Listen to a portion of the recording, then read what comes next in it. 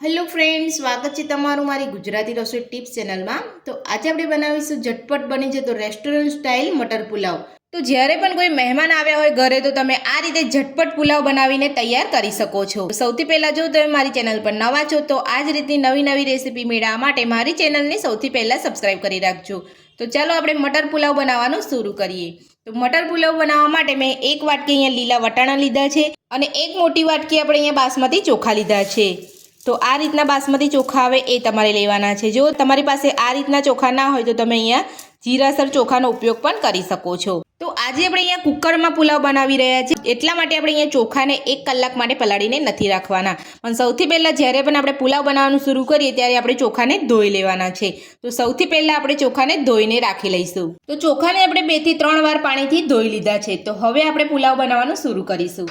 તો પુલાવ બનાવવા માટે મેં ગેસ ઉપર અહીંયા એક કુકર મૂક્યું છે। કુકરની અંદર આપણે અહીંયા 4 થી 5 ચમચી જેટલું તેલ ઉમેરીશું। હવે આપણે તેલને અહીંયા ગરમ થવા દઈશું। તો તેલ આપણું અહીંયા ગરમ થાય છે ત્યાં સુધી આપણે પુલાવમાં ઉમેરવાના આખા મસાલા જોઈ લઈશું। આખા મસાલાની અંદર 2 બાદિયા, એક તજનો ટુકડો, એક તમાલપત્ર, 4 લવિંગ અને 10 થી 12 નંગ આપણે કાળા મરી અને 2 મોટી ઇલાયચી લીધી છે।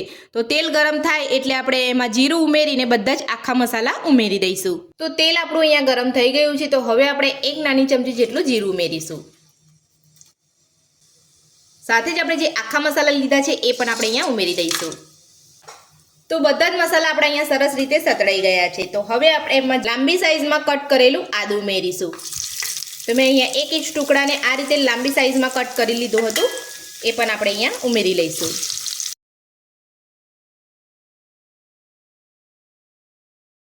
તો હવે આપણે એમાં 8 થી 10 નંગ જેટલા કાજુ ઉમેરીશું। તો કાજુને મેં અહીંયા 2 ભાગ કરી લીધેલા છે। બધું જ આપણે અહીંયા સરસ સાતળી લઈશું।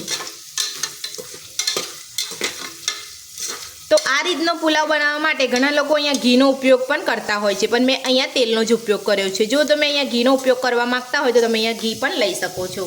તો બધું સરસ રીતે સતળાઈ ગયું છે। તો હવે આપણે એમાં 1 વાટકી લીલા વટાણા ઉમેરીશું। લીલા વટાણાને પણ આપણે અહીંયા સરસ સાતળી લઈશું। તો આપણે કુકરમાં બનાવીએ છીએ એટલે લીલા વટાણાને પણ અહીંયા વધારે પડતા સાતળવાની જરૂર નથી, એટલે આપણે અહીંયા થોડાક જ સાતળવાના છે, એટલે વધારે પડતા આપણે લીલા વટાણાને નથી સાતળવાના। તો બધું જ આપણે અહીંયા ધીમા ગેસ ઉપર જ સાતળવાનું છે। તો બધું જ આપણું અહીંયા સરસ સતળાઈ ગયું છે। તો હવે આપણે એમાં અડધી ચમચી જેટલો ગરમ મસાલો ઉમેરીશું। સાથે જ આપણે સ્વાદ પ્રમાણે મીઠું ઉમેરીશું। 1 ચમચી આપણે અહીંયા તીખું અને લાલ મરચું ઉમેરીશું।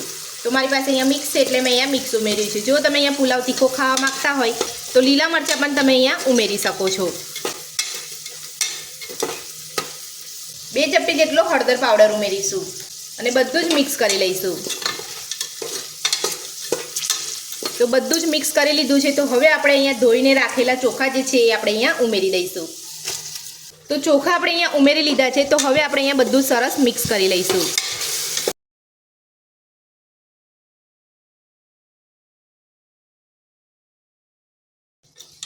તો બધું જ આપણે અહીંયા સરસ મિક્સ કરી લીધું છે।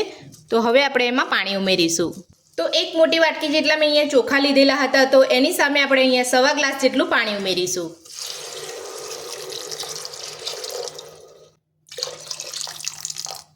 તો પાણી ઉમેરી લીધું છે। તો હવે આપણે ગેસને ફૂલ કરી દઈશું અને પાણી ઉમેર્યા પછી બધું જ આપણે મિક્સ કરી લઈશું। અને આ રીતે મિક્સ કરી અને તમારે થોડું પાણીનો ટેસ્ટ કરી લેવાનો છે। જો તમને અહીંયા મીઠું કે કોઈ મસાલા ઓછા લાગતા હોય તો તમારે અહીંયા ઉમેરી લેવાના છે। તો પાણી ઉમેરીને આપણે બધું જ મિક્સ કરી લીધું છે। તો હવે આપણે એમાં અડધા લીંબુનો રસ ઉમેરી દઈશું।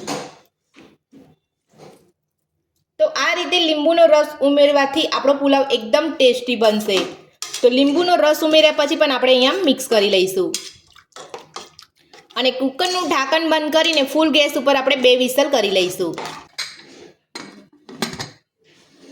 તો 2 વિસલ થઈ અને કુકર આપણું અહીંયા ઠંડુ પડી ગયું છે। તો હવે આપણે ખોલીને ચેક કરી લઈશું।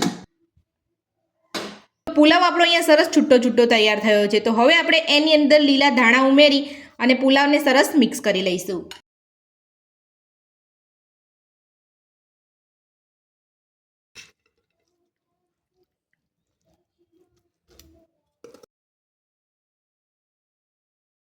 તો ધાણા ઉમેરીને પુલાવ આપણે સરસ અહીંયા મિક્સ કરી લીધો છે. તો હવે આપણે ગરમા ગરમ પુલાવને સર્વ કરી લઈશું. તો એકદમ સ્વાદિષ્ટ આપણો અહીંયા મટર પુલાવ બનીને તૈયાર છે. મટર પુલાવ બનાવવાની રીત તમને મારી કેવી લાગી મને કોમેન્ટ બોક્સમાં જરૂરથી જણાવજો. મારી આ રીતથી તમે ઘરે એકવાર પુલાવ બનાવવાનું જરૂરથી ટ્રાય કરજો. આજની રેસીપી પસંદ આવી હોય તો વિડીયોને લાઇક કરજો, ચેનલને સબસ્ક્રાઇબ કરજો, તમારા મિત્રોને જરૂરથી શેર કરજો. Thank you.